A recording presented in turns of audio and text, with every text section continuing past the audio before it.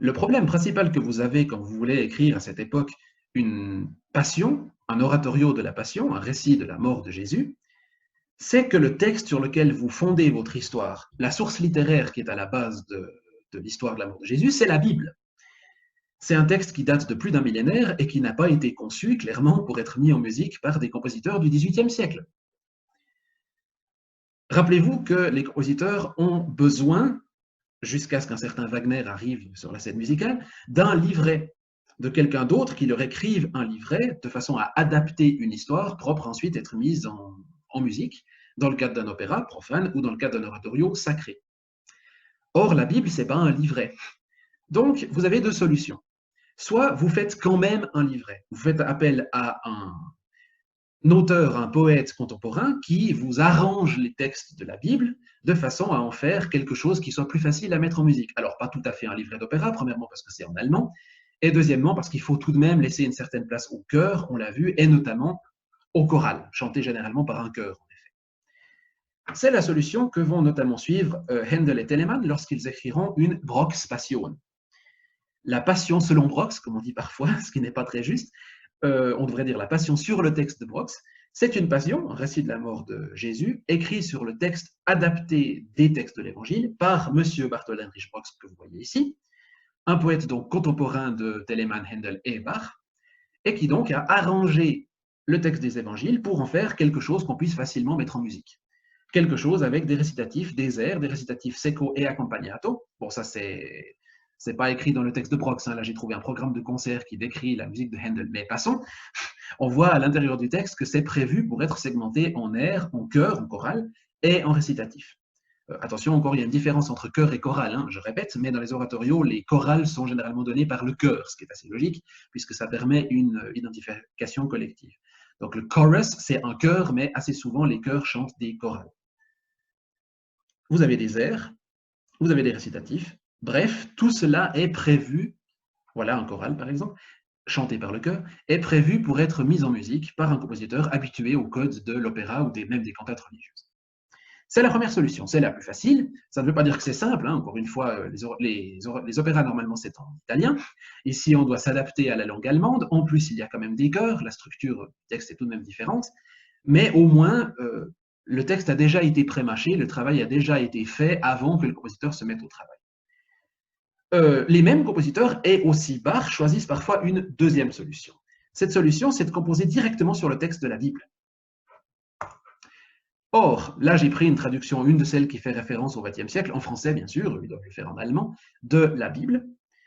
Lorsque l'on parle ici de l'évangile de Saint Matthieu, lorsque l'on parle de la mort de Jésus, on fait référence dans l'évangile de Saint Matthieu, je répète qu'il y a 4 évangiles, hein, donc 4 récits de la vie de Jésus, et donc 4 récits de la mort de Jésus, d'où le fait que vous puissiez faire une passion sur chacun de ces textes, mais enfin bref, si vous suivez l'évangile de Matthieu, le chapitre qui parle de la mort de Jésus, enfin, les 2 chapitres, c'est les 26 et 27. Et voyez comment se présente le texte de la Bible. Ça n'est pas une métrique régulière.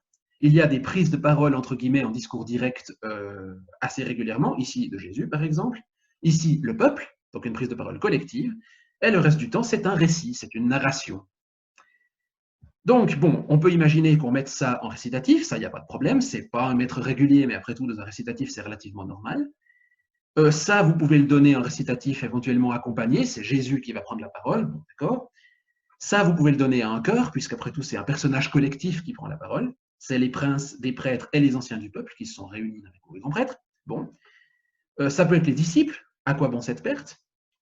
Bref, le narrateur donne la parole à différents personnages. Donc, on peut imaginer qu'on fasse des récitatifs dialogués et éventuellement des chœurs. Mais il manque 2 choses. Il manque des airs, des moments où on s'arrête sur un sentiment fort et où on le développe, et il manque les chorales, qui sont évidemment basés sur des mélodies et des textes que tout le monde connaît, et la Bible n'avait pas prévu, puisque Luther est arrivé au XVIe siècle. Donc il faut les rajouter. La deuxième solution, c'est celle que suit Bach dans la Passion sur Saint Matthieu, par exemple, c'est de prendre le texte de l'Évangile, de faire appel à un de ses amis, Picander, un poète, pour écrire des commentaires des passages de la Bible qui puissent être mis en air, donc de façon à faire des airs, et de rajouter à des moments judicieusement choisis des chorales, tirées du répertoire des chorales luthériens qui commentent le texte de la Bible. Le résultat, c'est que la Passion selon Saint Matthieu de Bach, c'est un puzzle. C'est un énorme ensemble composite, une mosaïque de différentes briques, dont certaines sont tirées de la Bible, d'autres de commentaires poétiques et d'autres sont des chorales. Regardez plutôt, le texte de la Bible commençait par Jésus ayant achevé tous ses discours, dit à ses disciples. Cette première partie, elle arrive ici. Encore une fois, la traduction n'est pas exactement la même, mais c'est égal, c'est le même texte.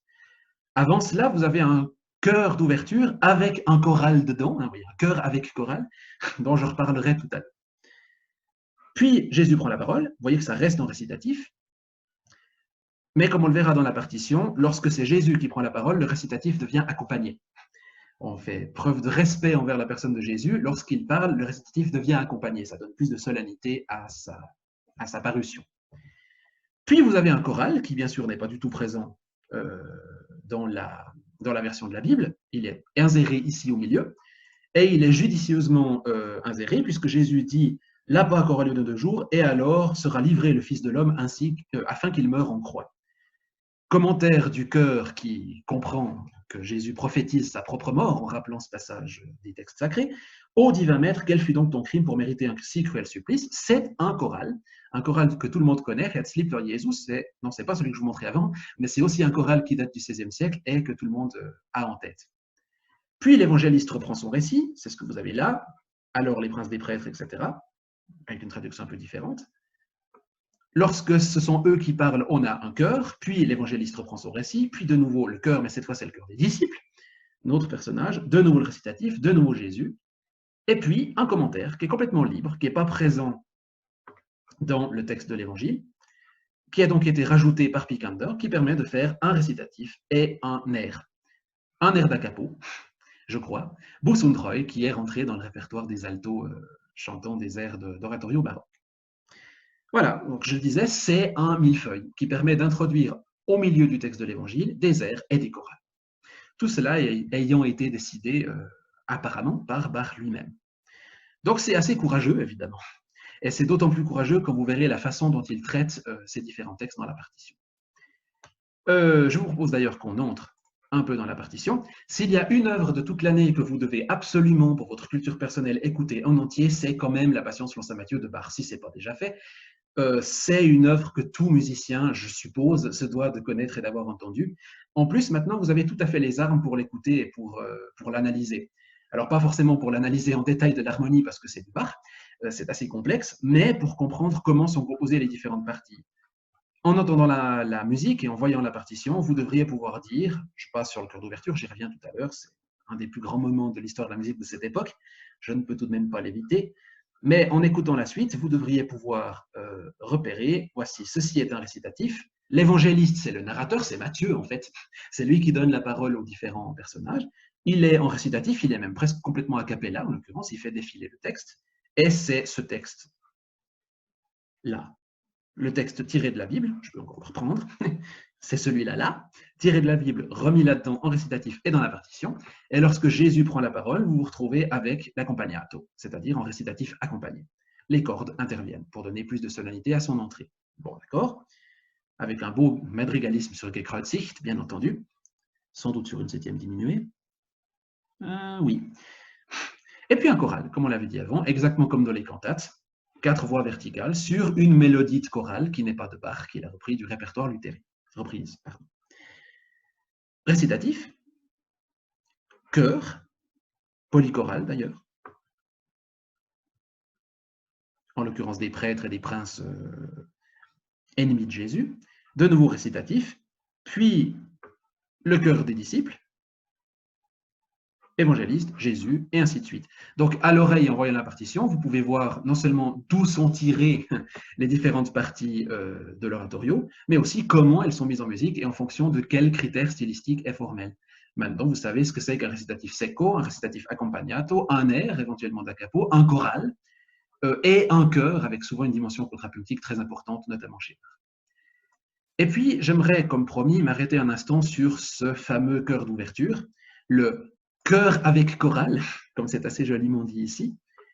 C'est donc un chœur, et mieux encore, c'est un double chœur. Vous voyez ici à gauche, chorus primus, chorus secundus. Premier chœur, deuxième chœur. Donc, Bach nous fait un peu la synthèse de tout ce qu'on a vu en histoire de la musique jusqu'ici.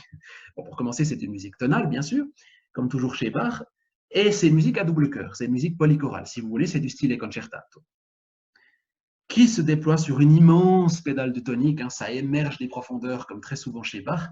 Ça rappelle la musique de la Renaissance. On crée la polyphonie à partir de rien. Et évidemment, ce qui est toujours remarquable chez Bach, c'est la façon dont toutes les voix sont soignées. Comme les grands compositeurs de la Renaissance, c'est presque de la polyphonie à voix égale. Bien sûr, on entend une forme de mélodie qui va ensuite passer à la voix supérieure, etc., qui est éventuellement doublée, mais généralement pas, comme vous voyez. C'est un vrai contrepoint à 6 voix, doublé ici par le premier chœur. Bref, chacune des voix peut être vue comme bien écrite, indépendante et autonome. Et c'est le conseil solfège du jour. Une bonne manière d'entrer dans cette partition, c'est de se fixer une voix et se dire « Ok, je vais la jouer à mon instrument ou la chanter du début à la fin », en voyant comment toute la polyphonie se crée et vagabonde autour de vous. Et pourtant, votre voix n'est jamais une voix de remplissage, ce qui est quand même souvent le cas chez Handel et Telemann, par exemple, pour ne rien dire des classiques, chez qui généralement les voix intermédiaires seront des notes répétées de remplissage les 3/4 du temps. Chez Bach, il n'y a rien de cela, ce qui explique beaucoup de la fascination qu'il a exercée sur les compositeurs, notamment au XIXe siècle. On y reviendra. Et donc, double chœur, polyphonie, contrepoint rigoureux et soigné, cherchez des cannes parallèles, vous verrez. Harmonie assez complexe comme le chiffrage en témoigne, et comme souvent avec Bach, une construction très raffinée, très complexe et très profonde de la musique. Et comme si ça ne suffisait pas, le double chœur fait des jeux de ping-pong et de dialogue, vous allez le voir, hein, ici. Sehet wen den Bräutigam. Voyez qui l'a fiancé. Il y a un jeu de questions-réponses entre les deux chœurs qui doit être graphiquement spatialement assez intéressant à entendre si effectivement on sépare acoustiquement les deux chœurs.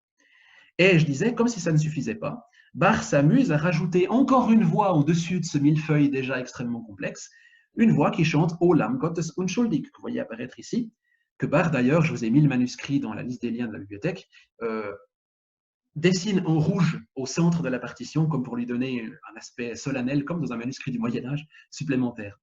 C'est cette fois-ci ce choral, O Lamm Gottes unschuldig, je répète, donc il n'est pas de Bach, c'est une mélodie du XVIe siècle, et qu'il arrive par un miracle dont il a le secret, c'est Ockeghem qui est revenu, le maître du contrepoint, à insérer au-dessus de cette extraordinaire complexité de contrepoint à un nombre incalculable de voix, de façon à ce qu'il s'intègre complètement de façon très harmonieuse à l'intérieur de cette harmonie. Ça, c'est Bach. C'est du Bach pour vous. La première fois que je vous le présente et que je montre la manière, j'essaie de montrer la manière dont il joue avec les modèles et les styles de l'époque, en l'occurrence avec l'idée de la polychoralité, avec le contrepoint et évidemment avec le genre du choral. Comme vous le voyez ici, ce n'est pas un choral à 4 voix, mais il y a une mélodie de chorale qui est insérée au-dessus du chœur. Pendant longtemps, on a cru d'ailleurs que c'était le chœur d'enfant de la Thomas Schuller que dirigeait Bach, qui chantait cette mélodie. L'indication dans la partition, c'est soprano in ripieno, c'est-à-dire en gros le reste des sopranos. Les sopranos pas solistes, celles qui sans doute ne chantent pas la voix relativement complexe que Bach propose ici en bas. Et comme c'est un choral, comme d'habitude, l'assemblée peut s'y reconnaître. C'est, comme je le disais, un des sommets, et généralement cette pièce, hein, la Passion sur Saint Matthieu, est l'un des sommets de la musique baroque et de la musique de Bach également.